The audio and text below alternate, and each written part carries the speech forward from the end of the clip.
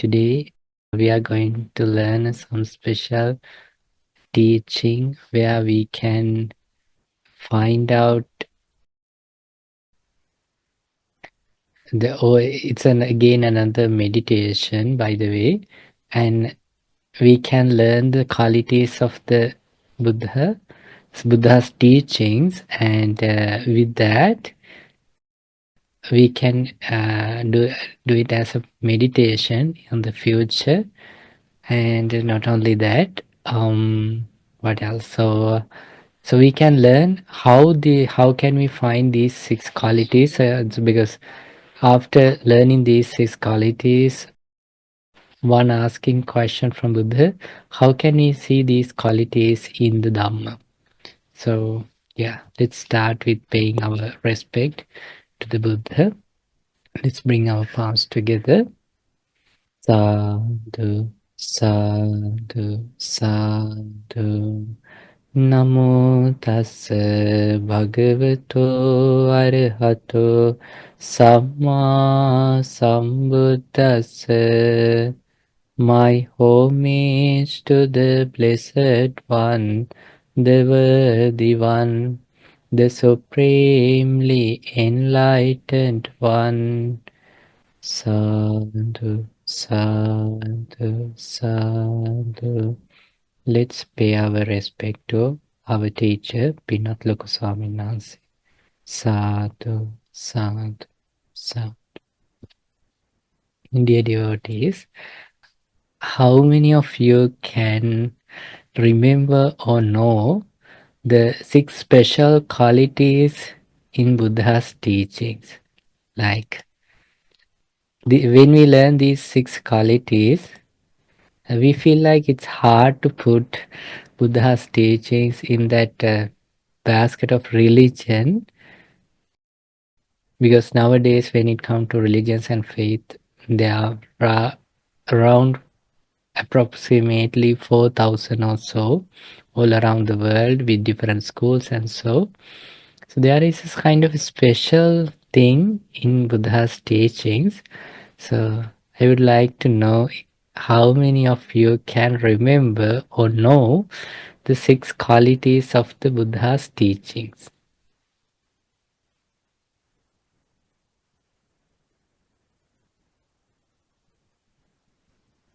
This is a very special thing because when we say the science has its own scientific theory, right? So in science, what is the theory? Anyone can, while they are going here and there, they can see something and they can think how this can be happen in the world, or think that someone seeing that while he's going by, he's seeing water. Okay, since it's winter, when they are going outside, they someone falling down because of something. So if it is a scientific theory, they don't think that, oh, this is something happened by the God's wish. They don't come to a conclusion. They can make different hypotheses, right? That's the way of scientific theory.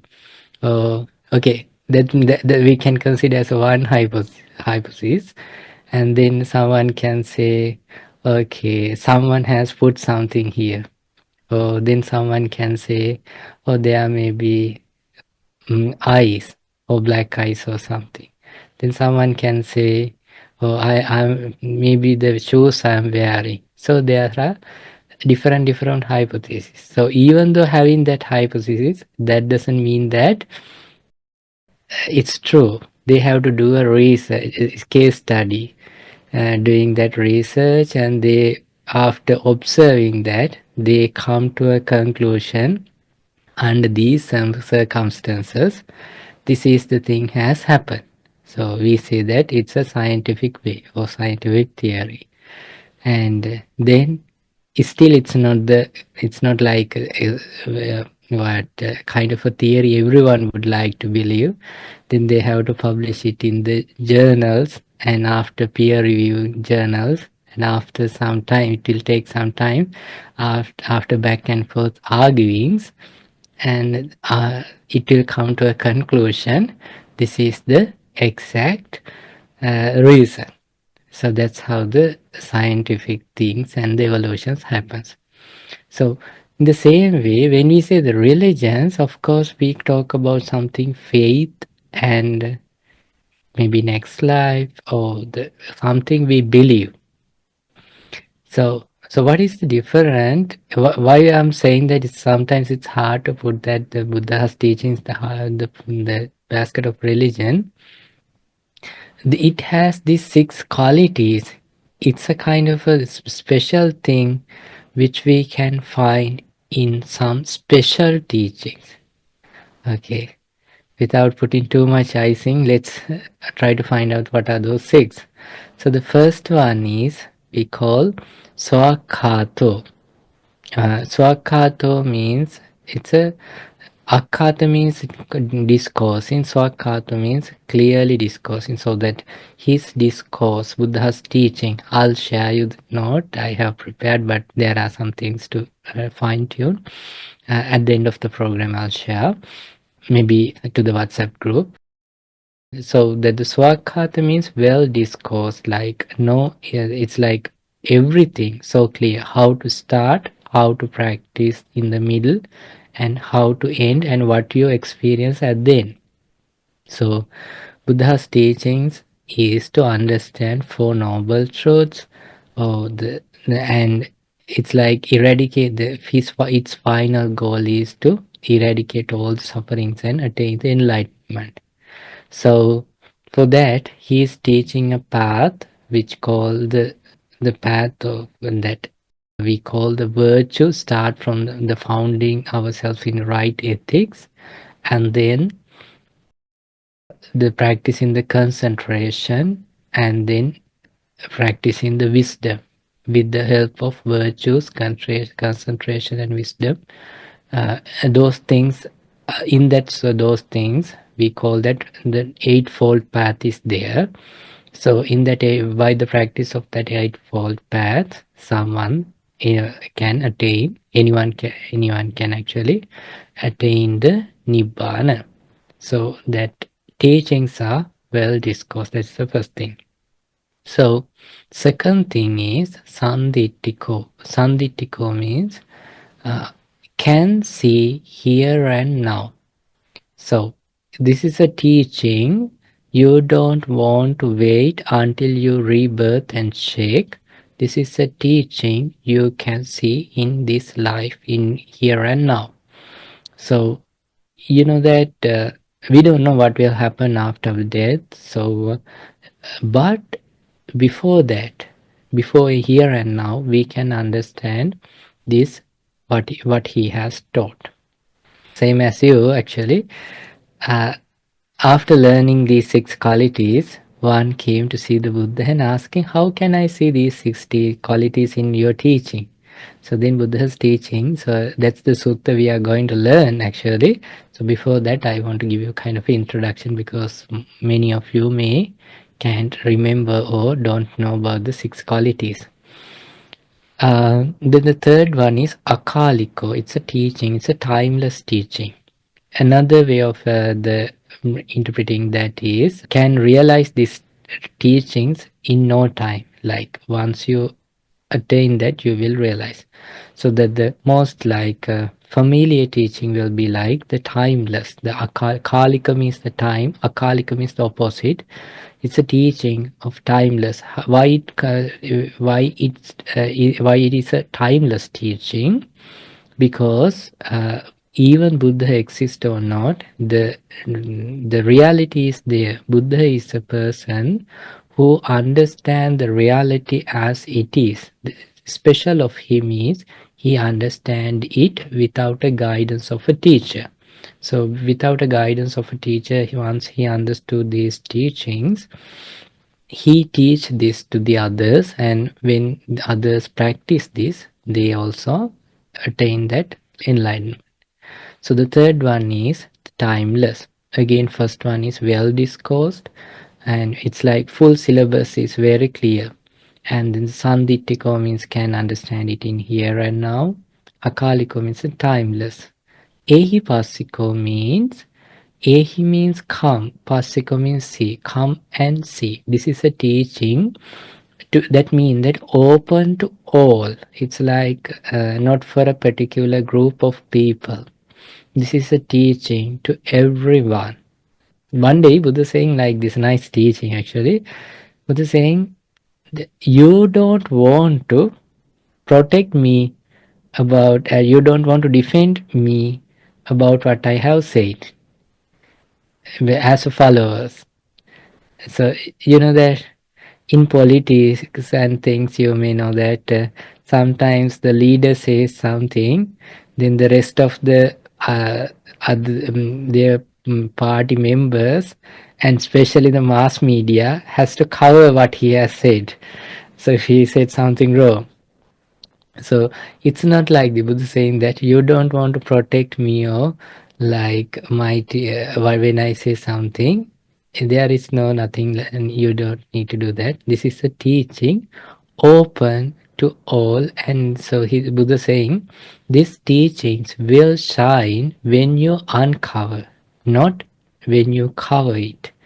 So there Buddha saying that not everything will shine when they uncover. There are things, those things shine when when we cover those things. Those things are like the fake things, fake. If it is not a truth, if it is a fake, it will shine until people uncover that. So you know that in Indian culture, women are respected when they have very virtuous or respectful life. So Buddha saying, in that way, the women are shining when they are behaving respectfully. So, so likewise, and there are Buddha saying another one, I can remember it right now. And then Buddha saying, there are things, those things will shine when we uncover. What are those? One, sun or the moon. When there are no clouds covering the sun rays or moon rays, then it will shine. And the same way, truth, the Buddha's teachings also shine when it uncover. I can remember the story, which book has that. There is a nice story. It's about a statue. So here's the story. Um, After being detained for like 12 years or so, a long time, a prisoner got chance to, after finish his detention and that his what it called that punishment, and he came to the society as a new person. No one knows him because it's a long time and everyone seems like forgot him. So while he is in the prison, he had to do different jobs, and because of that, the from that correctional department has given him kind of a saving, and now he has a good amount of money because it's a long time. So so once he came out, he seems to be a very like a business person. Maybe he hasn't paid his tax and also maybe went to the prison. We don't know. And so he's planning how can I start a new business. So he made a big plan. So only the first week is the tough. So he is dig a hole side of a main way and put a golden color, actually yellow statue into that hole. And oh no, before that he dig it and put some dal into that sacks into that hole and covered with soil, and again put that statue, yellow statue, and again cover with soil, and in front of that he is meditating all day, sitting here there. So then people asking, why are you sitting there with meditating me in the side of the road? Then he's saying, you don't know, there will be a miracle in 7 days. So people first uh, laugh at him and made jokes. This is a crazy person. But you know what? When someone doing with great enthusiasm, even though people say it's fake, this person is crazy, they want to check whether something's happening. That's the way of our normal human instincts, right? So what if something has happened? Because he's not moving and he keeps still and being that place saying that in 7 days miracle will happen. So what he's doing secretly at night, he pouring water to the place he dig the hole. So what happened when he pour water? The dal absorb the water, and because of that, little by little, the that soil comes up, and in 7 days, people see that something is coming from the earth. So people don't know what's it. So then he says, see, I say that there is a miracle. Said that let's dig this. He know what's inside, and people found the statue. After finding the statue, people doesn't want to dig further. So then now there is a statue, and they said, this is what I said. And he made a temple from that, placing that statue in just like 10 years or so. He actually created a golden statue from from the earnings he received from the donations, and it has populated one of the best miracle temple in the country. So now 10 days, 10 years, so everyone comes there and take the benefit. So after 10 years or so, he felt like, oh, I'm so sorry. I made a kind of a bad thing. Now it's 10 years. I should say the truth to the world. So after become the wealthiest person. So he came out and said aloud to the everyone, you know what? I I want to confess that there is no statue here. It wasn't a miracle. It's my plan. This is how I did. Do you think people believe that? No. People kicked him and put another saint to do the rituals and keep on doing the believing that what they have believed. So likewise, once people start to believe something, even it's true or false, they don't want to overcome from that what they are believing. So likewise, so when people, if there is a something like that, it's long lasting when people doesn't uncover it. So when the people question it, it can't last long. Those things are related to anything fake or not truth. So the Buddha's teaching, Buddha saying, it's open to all. Feel free to ask questions about his understanding and the reality. So it's a kind of a way of that Buddha's understanding his teachings, what he has taught, the Four Noble Truths. So then you have to understand that when it comes to Buddha's teaching, it's a teaching open to all. So then the fifth one is it's open IQ. Open IQ means you have to understand it within yourself, by yourself, and it's a kind of a inward teaching, not seeing from the outer world. You have to see it by your own. What is the meaning of that? Seeing by our own.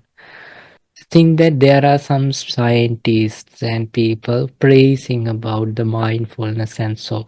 So when someone praising that, it might be, yeah, that's a good teaching. No, Buddha saying that is not the way. You have to understand this teaching by practicing yourself. Then the last one is Pachatta Veditabbo Vinyuhi. When you practice this, you will, according to your level of understanding the wisdom, you will realize this teaching. So if we again go through the teaching, it's a very complete teaching, can understand here and now. It's a timeless teaching, open to all, can understand by you have to understand within yourself. When you understand it within yourself, when you practice it within yourself, by yourself actually, you will realize go up to your wisdom level. If you can't understand it thing like this, you will get the graduation, the level you have studied. When you practice it by your own, it's an open teaching to everyone. It's a timeless teaching. It's not changing. The syllabus is the same, and yeah, we can finish this course in this very life, and it's a very complete syllabus. So that's what that's teaching. It gives us full freedom. Buddha is saying that he is giving full confidence to understand this teaching. Why? He has attained, and he's saying how you can attain that. And so with this, we have to understand something called Shraddha. You may have heard the word called Shraddha. It's kind of a most important thing which we have to have in our life. Shraddha means Saddho hoti saddhati tathagatassa bodhi. Confidence towards Buddha's understanding or the realization.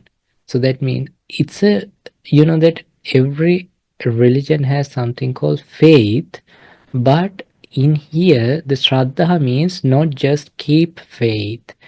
In here Shraddha means confidence. That means we have to have that confidence towards Buddha's understanding. So how we can gain that confidence? We can't gain that confidence if we don't try to see this truth within ourselves. So that Shraddha will develop, increase, upgrade when we see these teachings within ourselves. So you may have seen people worship with Shraddha. You may have see people doing rituals with Shraddha. You may have seen people meditating because of Shraddha. You may have seen people doing different things because of Shraddha. So Shraddha is a quality which helps us to eradicate defilements and cultivate wholesome qualities based on that. In Buddha's teaching, Shraddha is a power. Why it says power? That it can eradicate the defilements. So, with understanding of these 6 qualities, we can learn from the Buddha how we can see these 6 qualities in Buddha's teachings. We have tried to remember this, and this is a meditation actually. Once you're sure about this, and so you can be sure about these teachings when by learning this sutta, even the next sutta which we are going to do read, and then you can turn this to a meditation. This meditation also brings you to that concentration which help you to overcome from the defilements. Okay.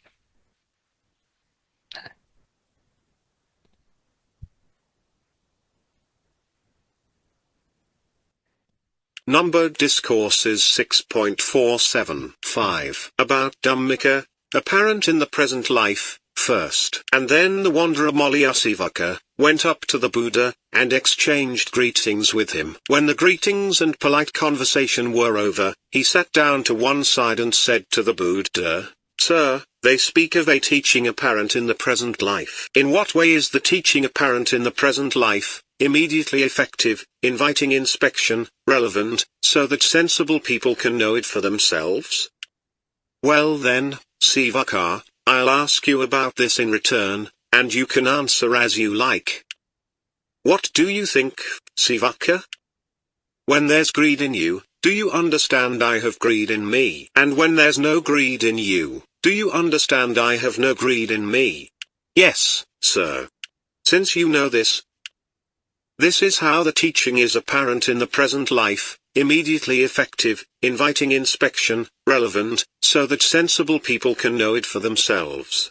What do you think, Sivaka? When there's hate, delusion, greedy ideas, hateful ideas. When there are delusional ideas in you, do you understand I have delusional ideas in me? And when there are no delusional ideas in you, do you understand I have no delusional ideas in me? Yes, sir.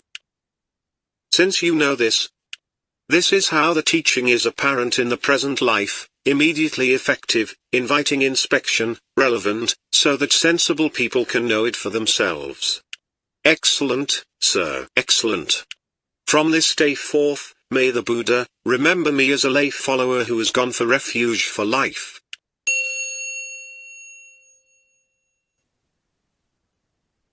Okay, so you know that there are different teachings Buddha has said. So, but yes, of course, Buddha has said about some things related to universe. Buddha has said something about the other lives and so. But uh, when it says that understanding the six qualities of these teachings, as Buddha saying that which we can see here and now within ourselves. So of course we can see the those things what I have said. If we don't have that ability to see the past lives as a deep meditator who has that ability, so there is a very easy and clear thing which we can see these teachings true or false. What he is saying, if you see the greed, that means lobo, try to understand the whole meaning. When it's lobo means like maybe greed, maybe that clinging, maybe that attachment which we are suffering, the possession that we have with us. So when there is that lobo, we can see clearly say the lobo or that clinging or that greediness. You can understand Buddha saying this teaching is you can see in this very life, and it's a timeless and it's an open teaching we can understand within ourselves, and we can understand up to our wisdom level. When there is no greed, of course, again you can understand this is this is what that teaching says. So what is this meaning?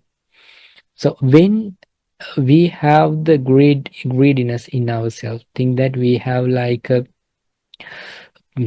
very thick greediness in ourselves. Like when it's in ourselves, we try ourselves to fulfill our wishes. So we don't control our greediness, then greediness control ourselves, and we don't feel peace. But we commit our life for that expectation. So in that way, we are not experiencing the blissfulness or the inner peace, but we we seeking something from the outer world, and we don't feel that peace within ourselves.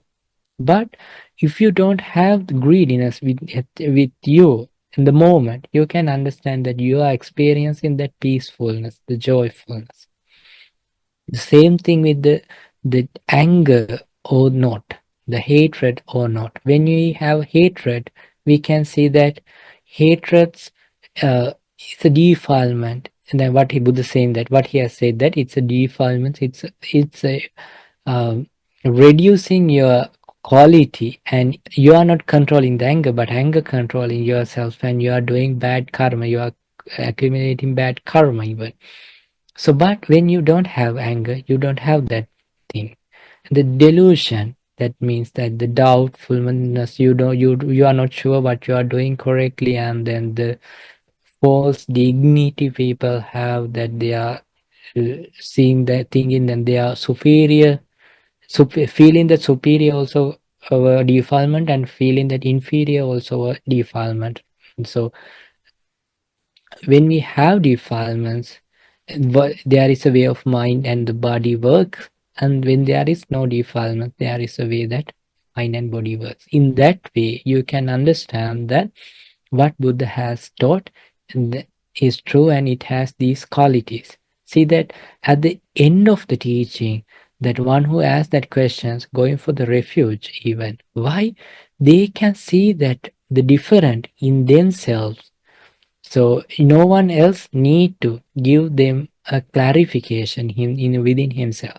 So if we want to understand whether this is a teaching which take us to the like truth, take us to the cessation of suffering, we have to see these teachings within ourselves. So how we can do that?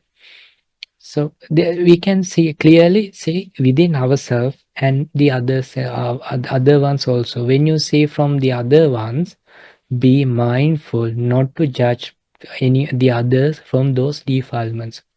As an example, you may have seen or you may see one of your family member, one of your friend going through having anger in themselves. Don't, if you judge this is an angry person, actually that is wrong, and you did not ask us to do so. What we have to do is we have to understand that anger arises in that person's mind. Because of anger, he is working, he is acting like this. And when anger eradicates, he is a total different person. So what we have to do is we have to help that person to reduce that person's anger. Instead of judging, complaining, fighting back, throwing harsh word, if you say someone, I will say two. If you hit, I will hit twice. So it's not the right way. And the same way, and then once he reduce his anger, his or him or her, then you have to find a way to teach him about the defilements. Instead of representing those emotions, try to see the rising and falling of emotions and be emotionally intelligent about your own emotions. That's what we have to teach. So in the same way, and the delusion even arises or not, anger rises or not, greediness arises or not. So I can bring you a couple of examples you can see within yourselves. Try to bring a one memory mindfully which you still feel kind of a regret which you have done out of anger. Of I think you all have at least one, right? You may don't feel regret, you at least you can say, laugh about yourself. Oh, I was like this in the past. So uh, I can remember. Okay, I'll say one thing. It has the both lobe and the yeah. It has the whole three actually. Lobe, dosa, and mo three. That means so. Then you know that we have to be honest to ourselves, right? So I shouldn't say like I shouldn't be like saying, "Oh, I don't even know what are those defilements. I never ever had." No, that's wrong. It's like pretending someone else. We have to be honest about ourselves and how our mind works. Then we can understand our own mind and we can reduce the defilements. And you also try your best to be the honest to yourself. Of course, you don't want to be so open if you are a think that if you are a manager in some place and you have to control your workers. So at that time, you don't want to open to them, but at least try to open to yourself and people who are talking the mindfulness. Without that, we can't overcome from anger.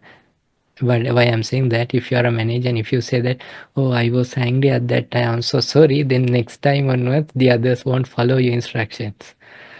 That's right. So one day, I was like 15 or so. We in our village we played with our neighbors. And In our culture, we say brother and sister to the younger people, even they are neighbors, and the elders we say again elder brother and elder sister. So there were two younger brother and one elder brother, and we all played together. And always the younger brother and me was a one group, and the elder brother and one another younger brother was another group. So when we playing, always we are the one group losing. So I want to win, and that's my greed, and I don't win, and I feel because of that angry. In the same time, the one of the younger brother, the younger brother who is in the opposite teams, always bullying us. You can't make it. You are not good. Likewise. So one day I was so angry, and then we were playing in one of our neighbors' house, and there was a grandma even. That is the only time I can remember I hit a person, so anyone, I hit hard. That fight was there for like at least 1 minute or so. So then, be- because of the anger, it didn't just arise, it was like developing. Every day we are playing and we are losing, playing and losing. So so then after that, so once we hit someone, so once anger over, that deep the regret comes to our mind. That's a natural thing.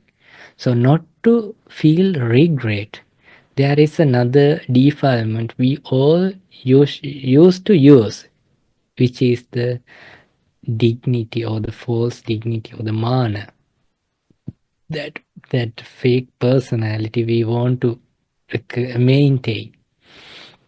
So after that fight, everyone went home and no one say about anything with parents. So that's a way of in those days it's a normal, but since that grandma saw this, she uh, shared it with everyone, and uh, so then that neighbors, mm, my neighbor friend mom came and scolded me a lot. Then I was like, oh, I was in this trouble because I used to play with these people.